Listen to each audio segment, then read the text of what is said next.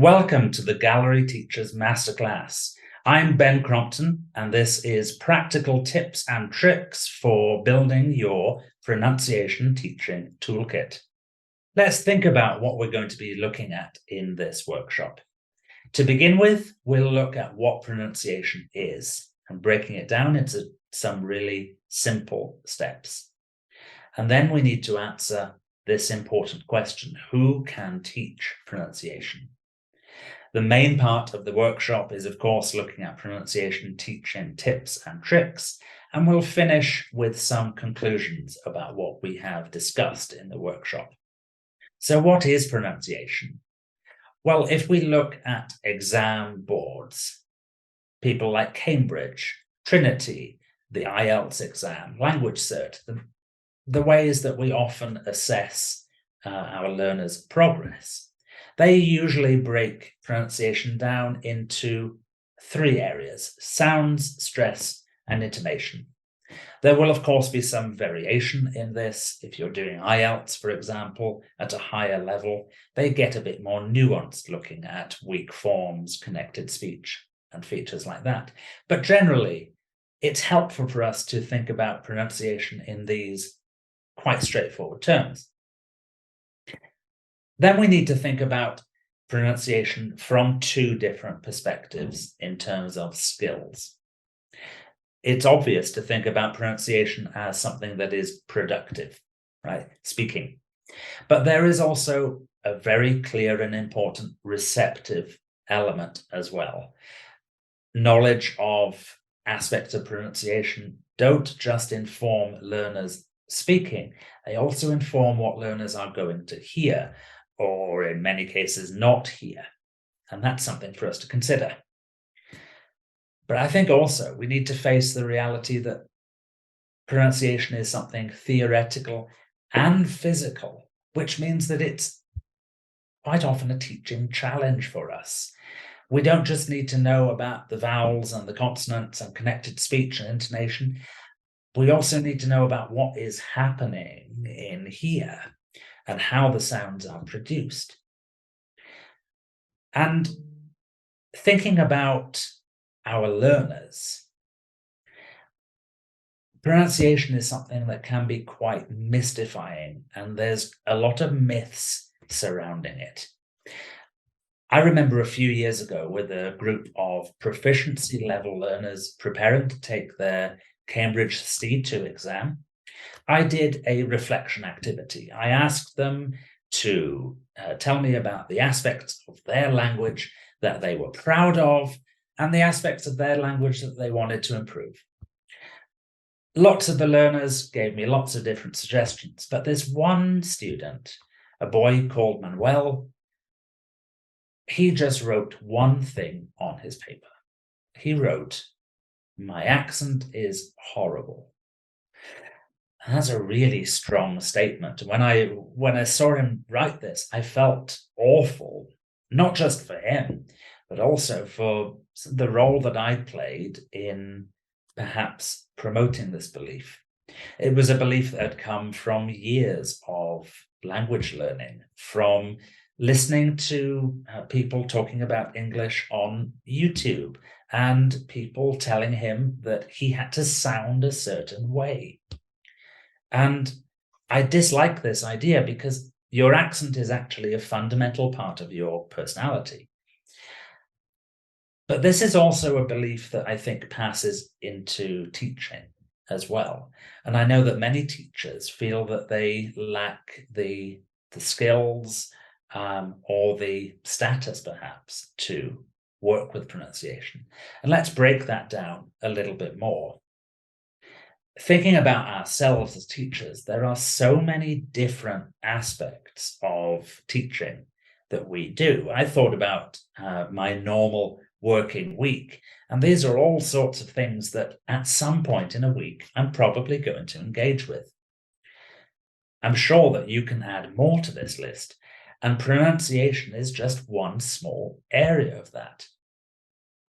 What's interesting, I think, is that aspects of language like listening, grammar, motivation, conversation skills, stories. These are things that maybe we're super knowledgeable about. Maybe we lack some skills and knowledge of, but they're things that we don't really shy away from teaching in the classroom. But pronunciation is something a little bit different. It's bigger, it's scarier. Now, why is that? I've taken this idea from Mark Hancock and an article that he wrote about this a few months ago, talking about accent and thinking about what is a pure accent? What is the best, the ideal English accent? Look at these different shades of blue on the screen. Which one is pure blue? There isn't one. We can say that any one of these squares is blue, and any accent of English is an accent of English. The phonetician John Wells wrote that a standard accent is only considered to be standard because of choices that people have made, an attitude that society has adopted towards it. So your accent of English as a teacher is not a ticket to teach or not teach pronunciation. It's not a statement on your quality as a teacher. It's simply a part of your personality as a person. Now, there is an element of theoretical and practical knowledge here. Underhill argues that teachers need to know exactly what's happening in their mouth to be able to help their students do the same thing. And yes, there's a knowledge level that we need to teach pronunciation. But in terms of who can teach it, well, who can teach all of these things? You can. You are their English teacher. You are the teacher that every time a student walks into your class or logs on to your Zoom session or sits down at your table, that student or their parents have made a decision that you are the expert to teach, that you are the expert to work with language and help them learn language. And so fundamentally, whatever aspect of teaching or learning you are working with, pronunciation is one of them, but you are enough. You are the expert teacher. So now let's look at the main part of the workshop, the pronunciation tips and tricks that can help you build your pronunciation teaching toolkit. We're going to look at 5 different areas: sounds, intonation, stress, listening, and setting targets. To begin with, let's talk about sounds. Now, to start this, I want to tell you a story about myself as a teacher. Years ago, when I started my career, I was sat in front of a group of 12 6 to 7-year-olds, and we were revising animals. That was the topic that we were looking at in that unit. We taught, or we'd looked at the language before, and I was just quickly revising it with flashcards. So I point to the flashcard, I say the word, they repeat chorally. We did this one, fine. We did this one, fine. We got to this one, and there was a lot of different variation. I said fish, and my learners were saying, some of them were saying fish, some of them were saying fis, some of them were saying fesh, and some of them were saying fess. And if we think about these different realizations or pronunciations of the word, some of them are more intelligible than others. And maybe we can think about sort of a spectrum of intelligibility that goes from intelligible to unintelligible. And it's actually those things that are unintelligible that we want to be correcting and working with. Of course, 23-year-old Ben in front of these kids didn't know that. And there began an awful tennis match where I was going fish and this learner was going fess. And I was like, well, that's very unintelligible. Something that you can do to help learners quickly correct errors, quickly work on sounds they're having trouble with, is something like a guided discovery, using your knowledge of the physicality of sounds. So we'll start by making the first sound we want to look at. So I'm going to ask my learners to go shh. You can do it with me now. Shh. And we want to think about the physicality of the sound. So shh. Now our lips are rounded and our tongue is touching the side of our teeth. Shh. We contrast it with the second sound, the one they're making the mistake. And again, we make the sound and notice the physicality of it, right? In that case, okay, our lips are kind of spread and our tongue is just behind our teeth. And we alternate between the two sounds. What changes? It gives our learners an immediate sense of what is happening in their mouth. And that's something that will really help them learn how this sound is made, much better than repeating the sound back to them and hoping that they can hear it. And this is something that's worked for me with things that my learners have problems with. Some of my learners, it's not a universal feature, but some of my Spanish learners have problems pronouncing would correctly. I think this is because in Spanish, there's no real combination of the w sound with a vowel that's produced at the back of your mouth. So they often just push their tongue back a bit too far, and instead of saying would, they say good. That's again something that can affect their intelligibility. And it's something that I can help them solve with doing a guided discovery task for sounds. It's something that can really help quickly and effectively correct a mistake, but is something that learners will remember, and they'll enjoy it because they're discovering probably something new about their mouths and how it all works. Next, let's talk about intonation. And one of the questions that often comes up with teachers is whether it's even worth teaching intonation. And there are some arguments for and against it. Intonation is one of those aspects of language that we learn first. When we're babies, we start to pick up on the meaning of intonation patterns when our mothers are happy or sad or angry. We can pick up on that at about age 3 months. And so at that early age, we are used to the intonation patterns of our own native language. Learning the intonation patterns of another language, for example, English, where the intonation patterns, the rises and falls, are much more pronounced than many other languages, it can be challenging. So is it worth teaching it? Sometimes I say, yes, it is. Think about this conversation in an exam, right? The assessor asks the learner, what do you do in your free time? And the learner replies, I like playing basketball and gaming and going cycling. And that rise at the end suggests there's more information coming. But the learner stops and communication could break down. So when is it worth teaching intonation?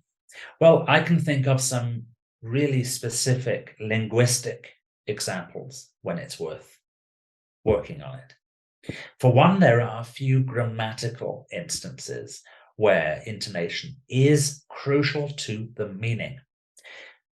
Things like yes or no questions, where the intonation will fall at the end of the question, or WH questions, information questions. The intonation goes up at the end. For statements, for ordinary declarative statements and sentences, the intonation falls. And for lists, like I showed you earlier with the example of the learner and the assessor, You go up and up and up and down at the end, because a rising intonation suggests that more information is coming. But there's also an instance where intonation encodes meaning. Think about it. Think about a conversation that you might have with a colleague. They've just gone to see a new film that everyone is talking about. And you're in the staff room and you say, "Hey, how was the film? Did you like it?"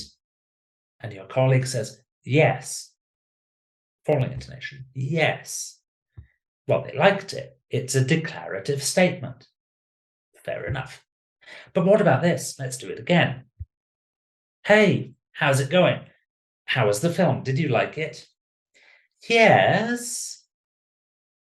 But there's more information coming. They say they liked it, but there was something they didn't like.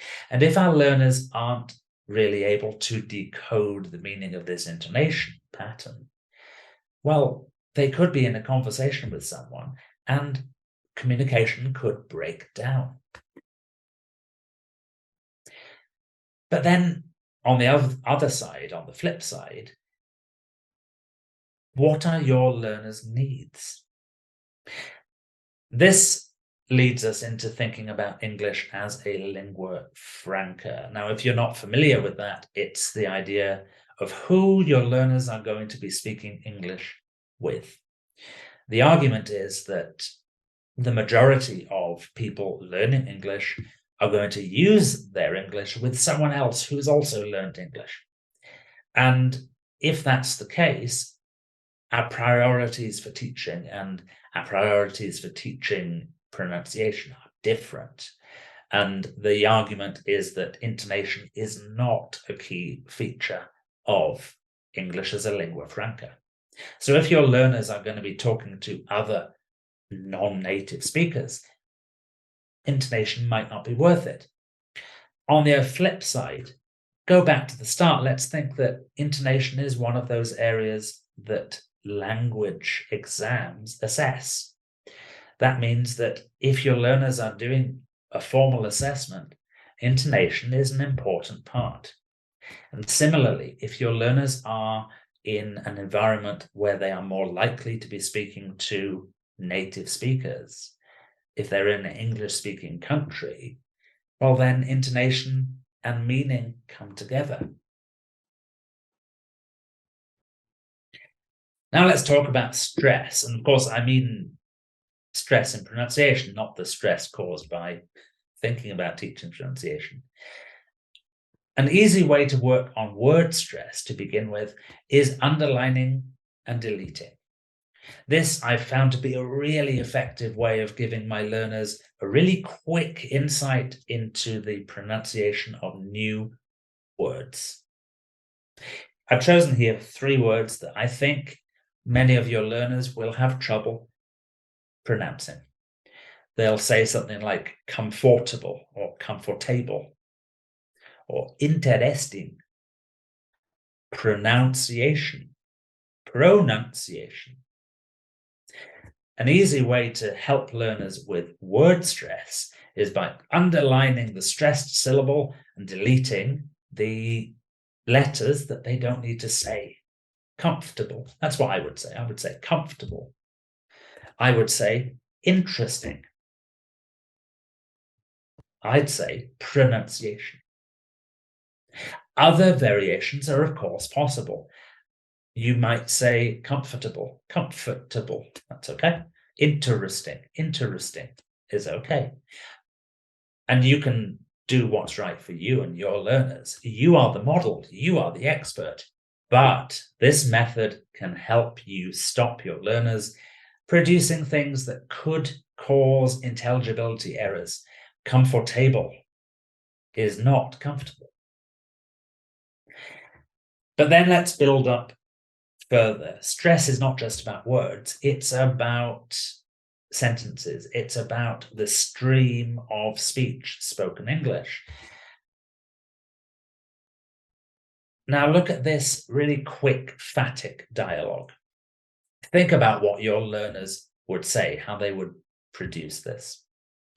Mine, reading it, would probably say, "Hi, how are you? Fine, how are you?" And of course, there's features of word stress and sentence stress here that learners aren't really paying attention to. This brings me to something that I discovered years ago from a teacher trainer called Carolyn Graham, who works with American English. And she's also a jazz musician. And she came up with a wonderful way of teaching connected speech using jazz chants or using a beat. So you'd get a metronome, or you'd give students a simple beat about 120. So, "Hi, how are you? Fine, how are you? Hi, how are you? Fine, how are you?" And it's a nice, fun way to get students into the idea of English as a stress-timed language. This is a feature, as you know, that is very different to many other languages, where syllables are given more or less equal prominence in a sentence. What's the rule for this? Of course, we can help learners figure out the contexts when they can expect to hear words stressed or not. I like to think of it in terms of a wall. In a wall, you've got two things. You've got the bricks, the things that make the wall. And in language, those are content words, nouns, verbs, adjectives, adverbials. But the wall wouldn't work if it didn't have the glue in between it, the cement in between it, to make the wall stand up straight. And language is the same. We need function words. We need the grammatical glue. Things like auxiliary verbs, conjunctions, prepositions, pronouns, and so on. Now, in pronunciation, in word stress, in sentence stress, these function words usually are not given prominence in the sentence. And we can explore this further with these two wonderful pictures. And we're going to bring back the beat.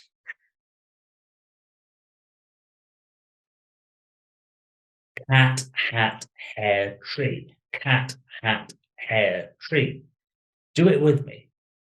Do it with me and see what happens when we get to the end.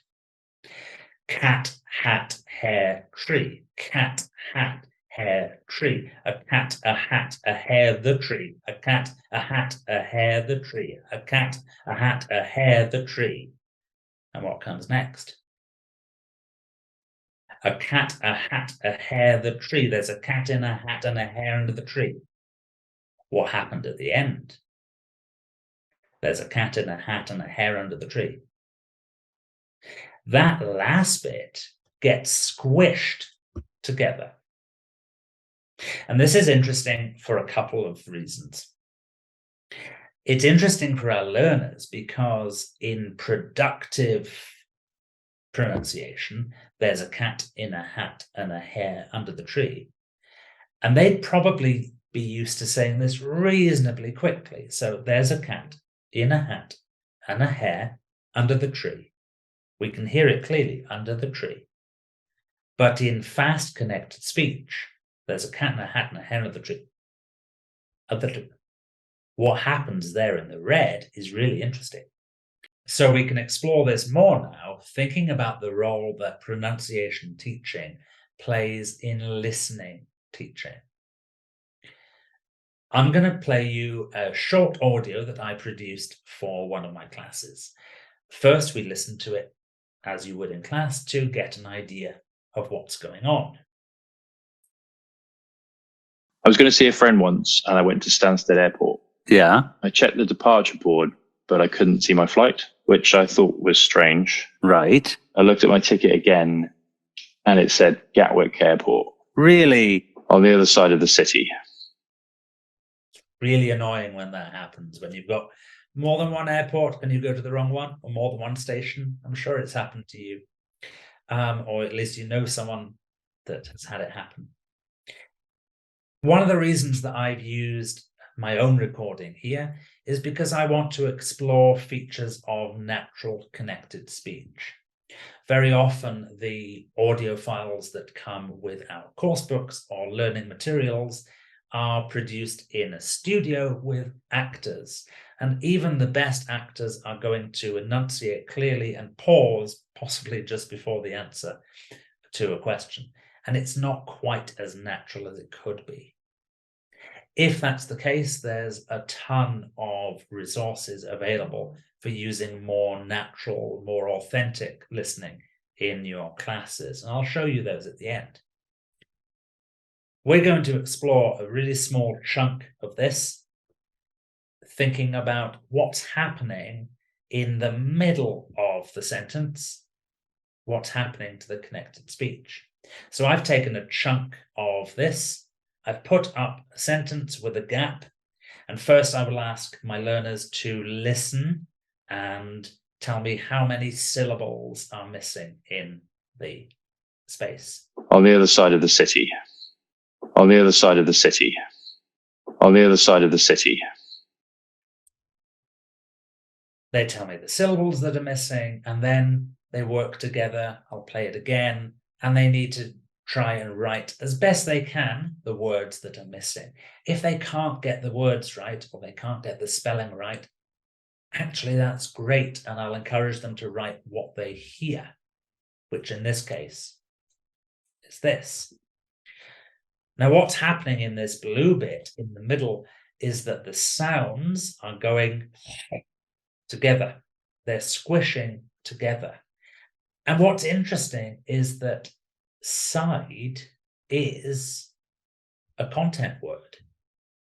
But in natural connected speech, it all just squishes together into something like this: other side of the city, other side of the city.